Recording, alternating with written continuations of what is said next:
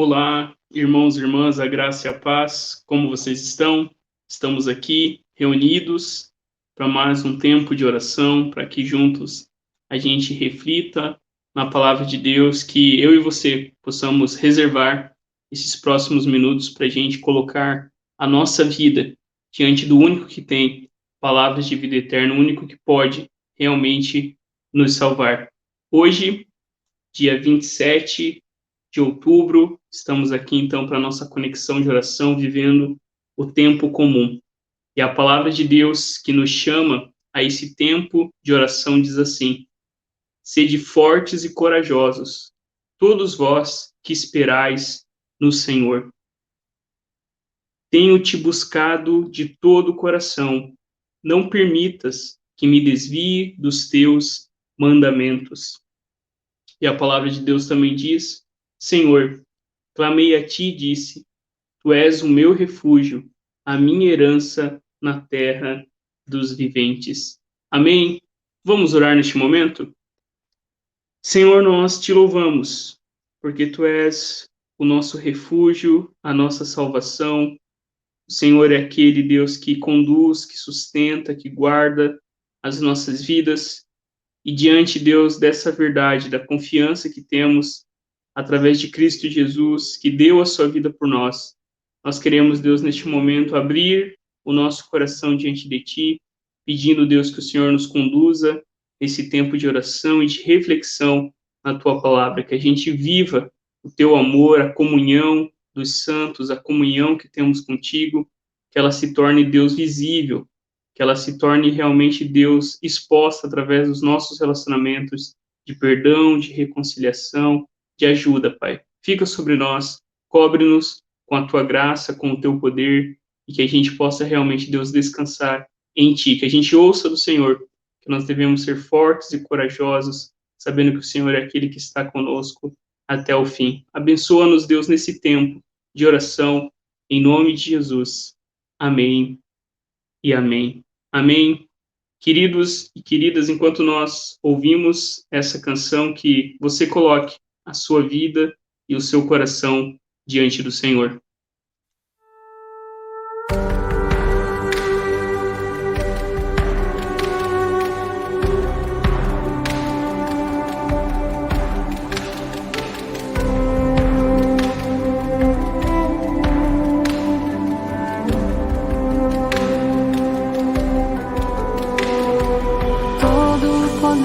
Te foi dado no céu e na terra, todo o poder te foi dado.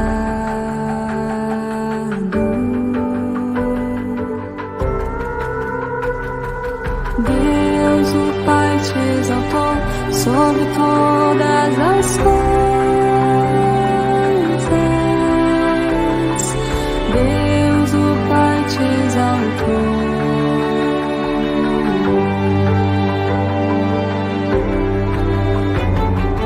Manifestado em carne, justificado em espírito, visto dos anjos, pregando aos gentios, crido no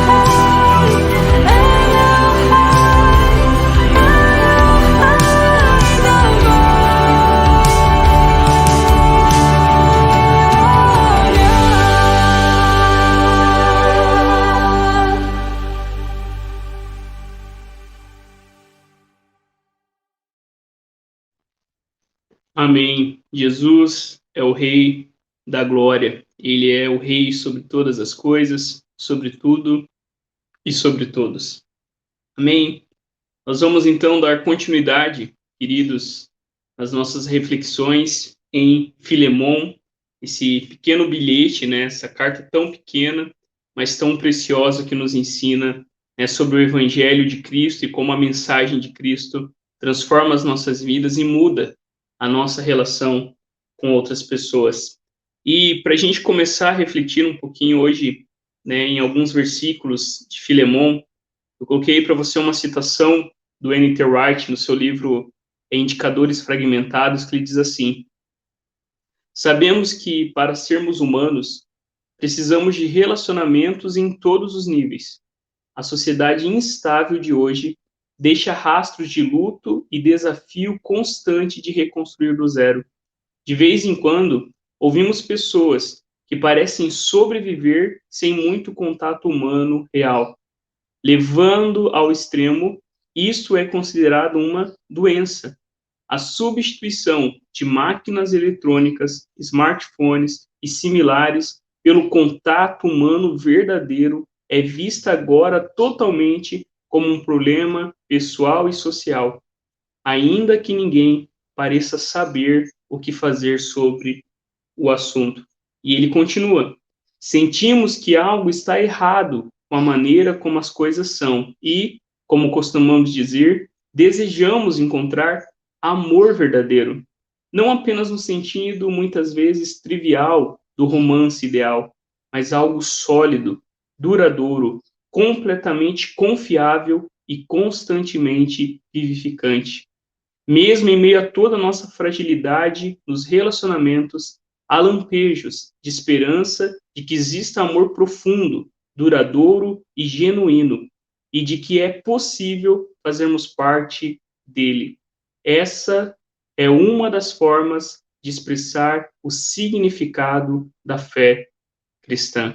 Quando a gente pensa nisso, né, que N.T. Wright escreve aqui nesse seu livro, e quando a gente olha para o livro de Filemon, é exatamente isso que a gente vê, a necessidade de relacionamentos profundos e verdadeiros, a necessidade de contato humano com outras pessoas. E quando a gente considera essa pequena carta que Paulo escreve a Filemon, né, abordando ali a questão envolvendo o escravo que havia fugido, Onésimo, nós vemos exatamente isso. Aqui nessa carta, Paulo falando sobre a importância de relacionamentos baseados no amor de Deus. Porque esta é uma necessidade de todo ser humano criado à imagem de Deus. Deus colocou dentro do nosso coração amores para florescer. E cada amor só pode ser amor verdadeiro, amor genuíno, amor que realmente não vai nos consumir quando a gente, em primeiro lugar, tem o amor de Deus, que faz com que todos os outros amores sejam vividos dentro daquilo que o próprio Deus propôs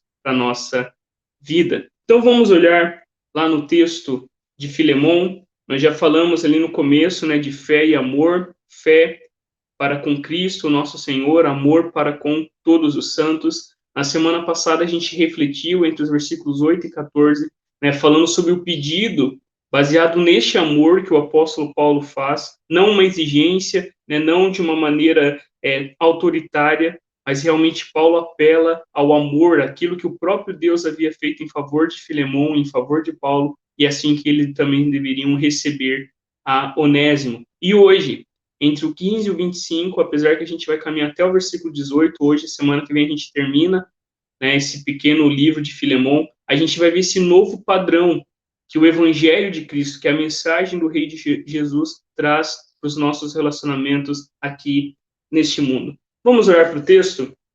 Convido você, se você desejar abrir aí na sua Bíblia, ou se você quiser acompanhar aí, o texto está aí colocado para que você acompanhe.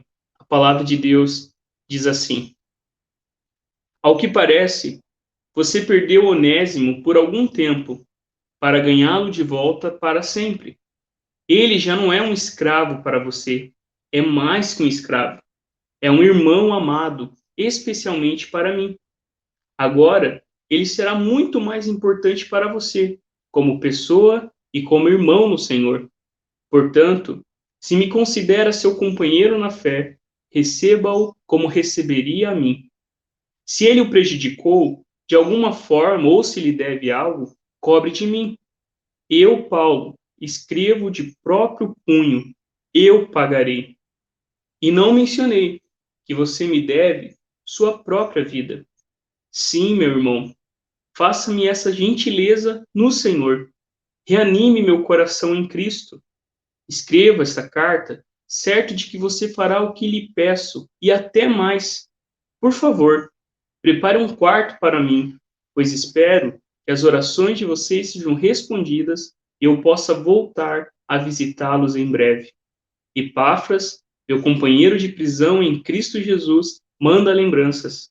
Marcos, Aristarco, Demas e Lucas, meus colaboradores, também enviam saudações. Que a graça de nosso Senhor Jesus Cristo esteja com o espírito de vocês. Amém. Amém. Vamos orar? Senhor, nós te louvamos pela tua palavra, que é alimento para a nossa vida, que é direção. E nós pedimos, Deus, que neste momento que vamos refletir nessa porção da tua palavra, que sejamos edificados, consolados, confrontados, e que possamos realmente colocar, ó Deus, em prática as implicações do teu evangelho. Em nome de Jesus, a gente seja fortalecido na força do teu poder e que a gente cresça, Deus, em conhecimento e graça diante de ti. Edifica-nos, em nome de Cristo. Amém e amém. Amém. Queridos irmãos, queridas irmãs, quando nós pensamos nesses versículos, e a gente vai caminhar até o versículo 18, o versículo 15, né, nos mostra como que perder por um tempo nos leva a ganhar para sempre. O versículo 15 diz assim: ao que parece, você perdeu Onésimo por algum tempo, para ganhá-lo de volta para sempre.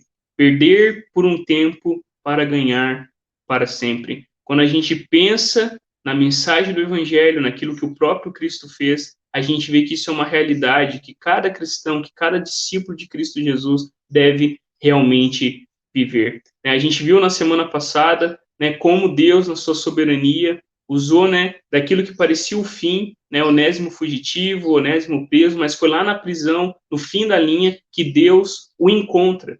E o que Paulo está falando aqui realmente é nos dando uma visão ampla da realidade. Lembrando, né, que o sofrimento, lembrando que as coisas ruins que nos vêm, que a aflição que nos acontece, assim como aconteceu com Onésimo, fazem parte de um plano amoroso e maravilhoso do nosso Deus. Perder por um tempo para ganhar para sempre. Quando nós olhamos para Jesus e para o ensino de Jesus, é isso que o Senhor nos ensina. Ele nos ensina que os últimos serão os primeiros, que o maior é aquele que serve. Jesus nos ensina realmente que nós devemos perder para realmente ganhar. Até uma canção que nós cantamos, né, que é no Senhor, que perder é, de fato, ganhar. E aquilo que talvez tinha sido uma perda, um prejuízo para Filemão, na verdade se tornou um lugar onde Deus mostraria a sua glória e a sua graça. Da mesma forma como nós colocamos ali, que Paulo tem uma visão ampla da realidade, né, nós devemos também lembrar disso, lembrar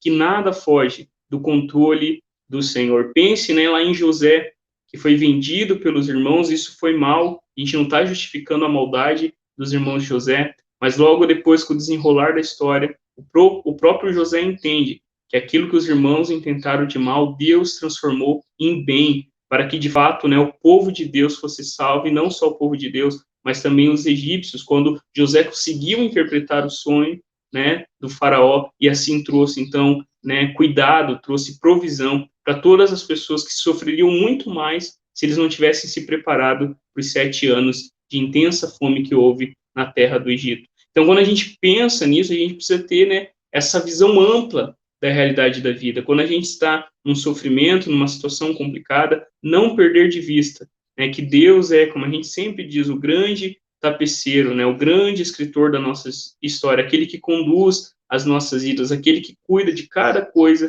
e que tudo vai se encaixar debaixo daquilo que Deus havia prometido. Então, nós precisamos ter confiança, confiança na soberania e na providência de Deus. Quando haver perda, quando haver fracasso, quando haver aflição, nós devemos olhar para isso e confiar que há um bom Deus, justo, amoroso, pessoal, perfeito, que usa todas as coisas para a sua própria glória. Pense na cruz.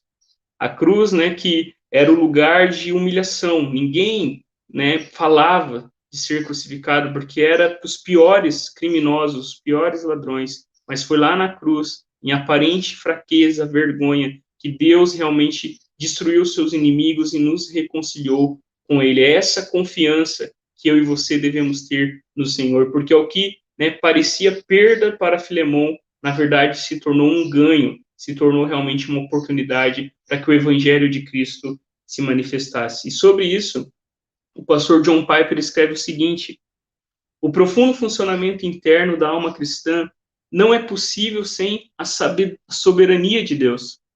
A razão é porque a força da esperança, paz, alegria, contentamento, prazer, satisfação e deleite em Deus, que sustentam a alma nas tristezas, dos desapontamentos ao longo da vida, está enraizada na confiança de que Deus tem a autoridade, a liberdade, a sabedoria e o poder para realizar todo o bem que ele prometeu fazer por seus filhos aflitos. Em outras palavras, nenhum obstáculo na natureza, nenhum obstáculo de Satanás, nenhum obstáculo nos fracassos e pecados do homem pode impedir que Deus faça todas as minhas experiências, todas as minhas fraquezas, todos os meus adversários servirem a minha eterna plenitude e alegria.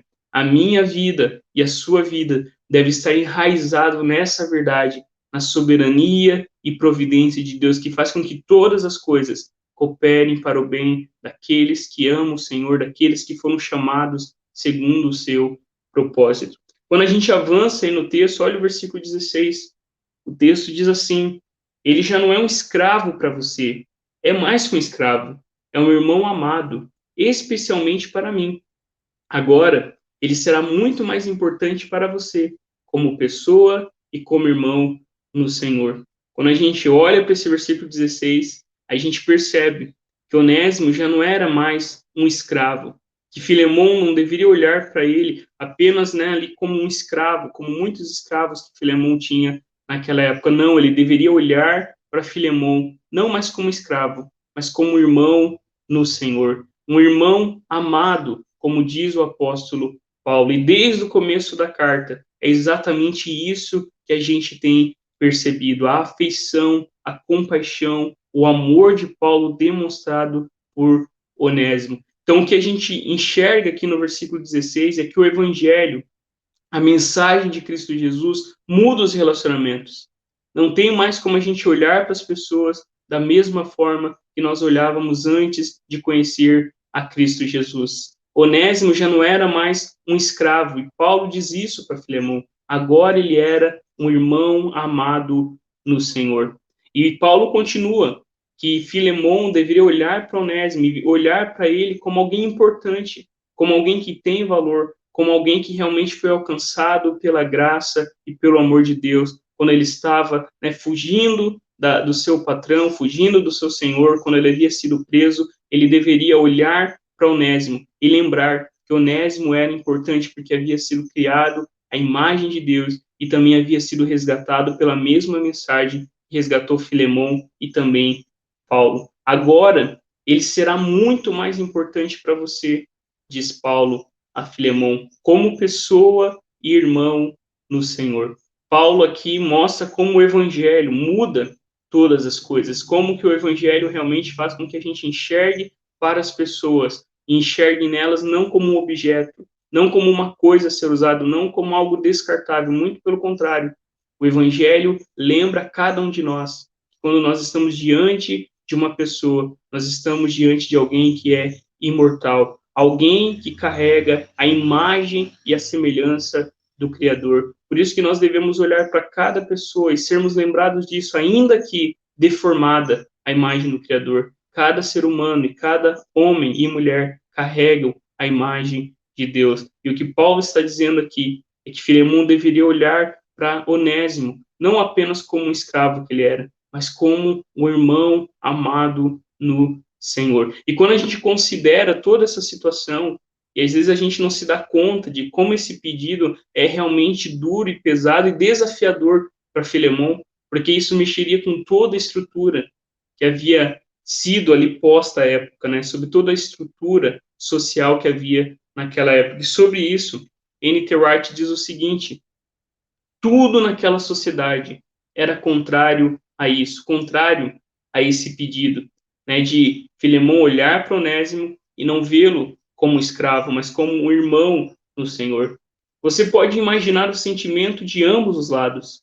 Se alguém fizesse isso, o mundo iria parar. Filemon seria considerado a piada do dia. Se um escravo fugitivo fosse recompensado com a liberdade, então todos iriam querer a mesma coisa. Sim, Paulo conhecia todos os argumentos e ele podia superá-los com a mensagem do Evangelho de Jesus. O Rei Jesus, o Senhor, diante de quem ele, Filemon e Onésimo e todos os outros eram escravos, servos de sua casa. A razão para tudo isso e o método segundo o qual havia acontecido estava no próprio Evangelho. Afinal, o Evangelho é sobre o senhorio de Jesus, o Rei, sobre o mundo real, sobre a realidade da vida das pessoas, sobre as decisões difíceis que temos de enfrentar. Esse pedido que Paulo faz a Filemon, aqui no versículo 16, realmente nos lembra que isso só é possível graças à mensagem do Evangelho. Quando nós consideramos, quando nós somos lembrados daquilo que Deus fez através de Cristo Jesus, que em Cristo Jesus todas as barreiras e todas as divisões foram superadas, que todos nós, homens e mulheres, somos pecadores, como diz a palavra, não há um justo, nem um sequer. Nós então podemos olhar para todas as pessoas à nossa volta e sermos lembrados que assim como Deus nos salvou em Cristo Jesus, nós podemos, através da mensagem de Cristo Jesus, transformar a situação aonde a gente está vivendo. Percebam que a mensagem do Evangelho tem muito a ver sobre a vida que a gente vive hoje. O Evangelho deve realmente tocar em cada área da nossa vida, né, da nossa sociedade, da nossa cultura, porque o Evangelho realmente ele transforma a cultura. O Evangelho ele transforma as coisas. E quando a gente olha ao longo da história, a gente percebe como que o Evangelho, né, ele muda a vida das pessoas, libertando elas do pecado, mas também muda de forma social e política, lembrando, né, que todo homem, toda mulher foi criado à imagem de Deus e foram criados para serem parceiros de Deus naquilo que Deus está fazendo no mundo. Por isso, quando a gente considera esse pedido que Paulo faz a Filemon, a gente precisa lembrar que isso era realmente algo que soaria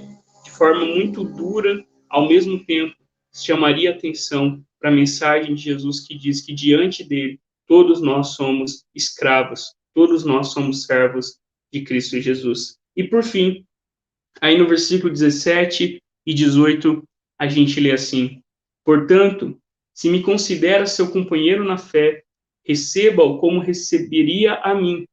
Se ele o prejudicou de alguma forma, ou se lhe deve algo, cobre de mim. Portanto, né, Paulo diz, diante de tudo que foi exposto, diante do pedido, né, inflamado por amor, por afeição, né, por gentileza cristã que Paulo diz, se você me considera companheiro na fé. Paulo lembra aqui a Filemon que os dois tinham um projeto em comum, que os dois eram unidos por algo maior que qualquer distinção social, política que fosse, né, que eles eram unidos, né, por algo muito maior do que o ressentimento, a revanche, a vingança deveria tomar o coração deles. Paulo lembra aqui a Filemon que eles são parceiros no Evangelho. E quando a gente lembra disso, a gente olha para o nosso irmão não como adversário, a gente olha para a igreja não como um lugar onde cada um está puxando para um lado, porque na verdade nós não somos competidores, nós somos cooperadores da causa do Evangelho, nós somos companheiros na fé. E é isso que Paulo diz: se você me considera seu parceiro, seu companheiro, seu cooperador, receba a Onésimo como você receberia a mim. Como receber o outro? É uma pergunta que esta carta, esse bilhete de Paulo traz ao nosso coração, como receber o outro. E nós devemos receber o outro como eu e você fomos recebidos. Paulo pede que Filemon receba Onésimo como se fosse ele mesmo. Desde o começo da carta, a gente percebe esse amor substitutivo de Paulo assumir a culpa de Onésimo, e assim Filemon poderia perdoar e aceitar, porque o próprio Paulo se responsabiliza em assumir a culpa de Onésimo. Como devemos receber as pessoas, sejam quais forem, seja qual passado elas tiverem vivido, seja de onde vieram, nós devemos aceitar cada homem, cada mulher, assim como Deus nos aceitou em Cristo Jesus. Deus nos amou quando nós ainda éramos pecadores. Outra coisa que nós vemos aí é que Paulo assume, né, se ele te prejudicou de alguma forma, se ele deve algo, cobre de mim. A conta dele agora é minha. E a gente lembra de uma outra história que nós temos no Evangelho, a história do samaritano, que vê aquele homem, né, caído ao chão, quase morto, e ele assume, né, leva aquele homem para um lugar para ser cuidado, e ele assume todas as despesas que aquele homem necessitaria. Da mesma forma, é isso que Paulo está fazendo aqui, nos lembrando daquilo que o próprio Deus fez em nosso favor. Amor é sempre um ato de substituição. Amor não é um sentimento, né, como a gente já viu um tempo atrás na escola unical, a ideia do cupido, do amor greco-romano, do amor romântico. O amor é substituição. Eu assumo o lugar, eu assumo a culpa. E a gente percebe isso de forma oposta quando a gente olha para Adão e Eva no jardim, quando a gente olha para Cristo e sua cruz. Enquanto no jardim, Adão, o primeiro homem, o primeiro Adão, como Romanos vai dizer, coloca a culpa na sua mulher. O segundo Adão, na cruz, assume a culpa e paga pelos nossos pecados. Amor é substituição. Amor é tomar o lugar da outra pessoa que, embora seja injusta, embora mereça a punição, nada disso é considerado, porque foi isso que Deus fez através de Cristo Jesus. Amor é substituição, é você, de fato, assumir o lugar de outra pessoa. E para fechar, eu termino com essa citação que o N.T. Wright escreve também no seu livro Indicadores Fragmentados, que diz assim: é claro que o tema abrangente do amor poderoso da aliança de Deus é o motivo pelo qual a traição é tão devastadora, mas a resposta à traição, assim como em Judas, ou a negação, como em Pedro, é simplesmente mais derramamento de amor.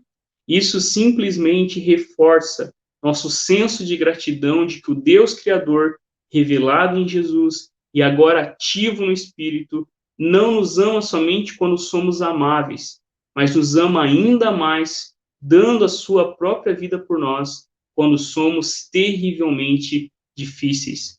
Foi isso que Paulo quis dizer quando declarou: Cristo morreu por nós quando ainda éramos pecadores. Era isso que João se referia quando escreveu aquela famosa frase sobre Deus tanto amar o mundo. Quando a gente considera o amor de Deus e como Deus nos amou quando nós ainda éramos pecadores e como Deus entregou o seu Filho, sendo nós indignos do seu amor, da mesma forma nós devemos olhar para os nossos relacionamentos e procurar a reconciliação, a restauração, a comunhão, criar uma cultura de paz, para que, como Jesus, né, disse na sua oração, para que a gente seja um, para que assim o mundo creia que Cristo foi enviado para nos salvar. Amém? Eu convido você a fazer essa oração junto comigo, essa oração que diz assim: vela, ó Senhor amado, pelos que trabalham, ou vigiam, ou choram essa noite. Ordena que teus anjos guardem os que dormem. Cuida dos enfermos. Cristo Senhor, dá repouso aos cansados. Abençoa os que estão perto da morte. Consola os que sofrem. Compadece-te dos aflitos. Defende os alegres. Tudo isto te suplicamos somente por teu grande amor. Amém e amém. Amém. Vamos, queridos, ter nesse momento um tempo de oração, colocando a nossa vida, e o nosso coração diante do Senhor, sabendo que Ele acolhe as nossas orações. Vamos orar pelos irmãos que carecem da intervenção do Senhor, vamos agradecer ao Senhor pelas bênçãos derramadas. Coloquemos a nossa vida nesse tempo diante do Senhor.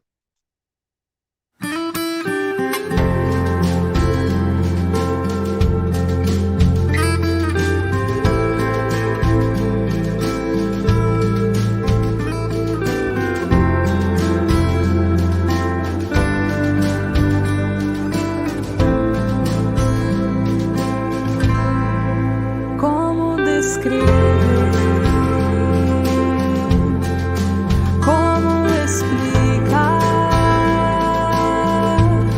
o amor que vai de leste a oeste e nunca mais vai terminar? Tu me conheces bem, tu sabes quem eu sou.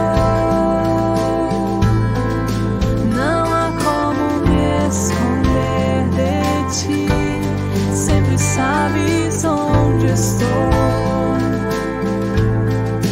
É de coração tudo que eu disser, num hino de louvor a Jesus de Nazaré.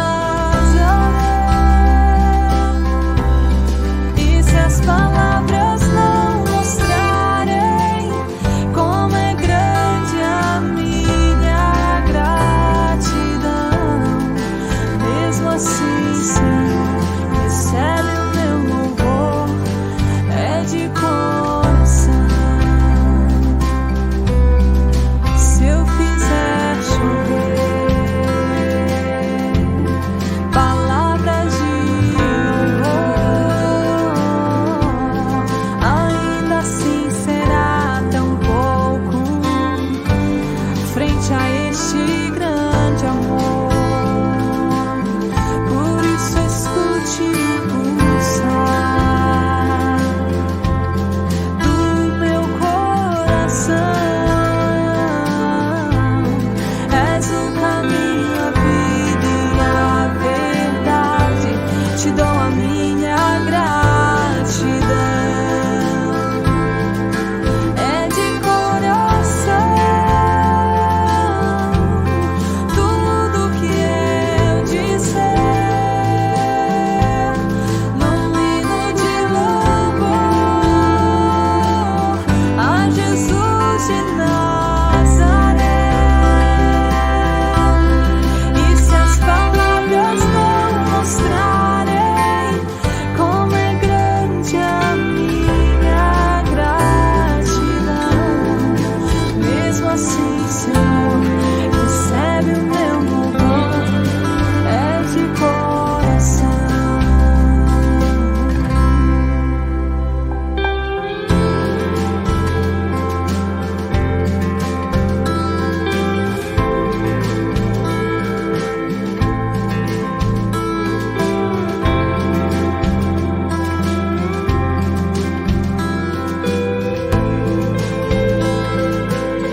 Por isso escute o pulsar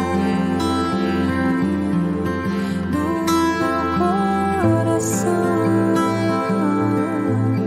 És o caminho, a vida e a verdade, te dou a minha gratidão. É de coração tudo que eu disser, num hino de louvor a Jesus de Nazaré.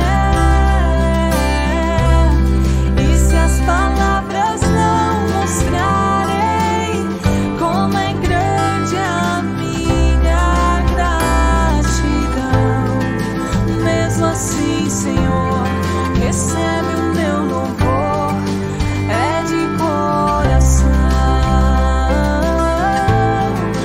Mesmo assim, Senhor, recebe o meu louvor, é de coração.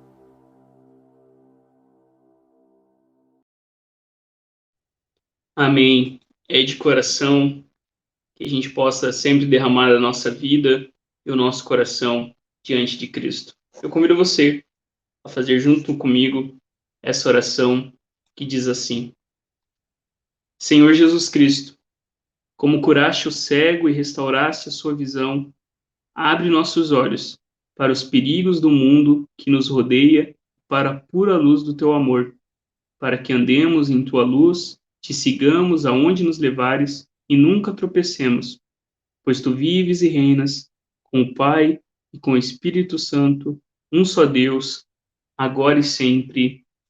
Amém. Convido você a fechar os seus olhos. Senhor, oro por justiça no mundo, pelo resgate do pobre da sua miséria, pela destruição do poder dos regimes tirânicos, pelo fim da violência, da guerra, do conflito racial e da discórdia. Obrigado, porque tu és um Deus de justiça. Amém e amém. Amém. Queridos irmãos e irmãs, vamos receber a bênção neste momento, em nome de Jesus. Que a maravilhosa graça do Senhor Jesus, que o amor de Deus, nosso eterno Pai, e que o consolo, a comunhão, o fruto e os dons do Espírito Santo façam que a gente crie uma cultura de paz, agora e sempre. Amém e amém. Amém. Queridos irmãos e irmãs, fique na paz, que o Senhor te abençoe. Em nome de Jesus, não se esqueça, sexta-feira, LP às 19h30 na casa da Cíntia, domingo de manhã, às 10 horas, a Escola Bíblica Dominical, 11 horas, Semear Kids, e à noite, às 19 horas, o nosso culto presencial de adoração ao Senhor. Fique na paz, que Deus te abençoe e te guarde, em nome de Jesus. Amém. Você não sabe o que vai acontecer amanhã. Até ontem, tudo estava certo. Agora não está mais. Sua liberdade, vida social, planos, tudo mudou. Cada dia uma nova notícia. E você já não sabe em qual delas acreditar. É tanta informação, tantos sentimentos ao mesmo tempo. O medo te invade como um vírus. Mas não entre em desespero. Mesmo que o mundo não seja mais o mesmo. Mesmo que você não puder fazer nada por isso. Calma. Existe uma paz maior que o medo. Uma paz acessível, presente, que te ajuda a superar isso. Descubra essa paz em Jesus.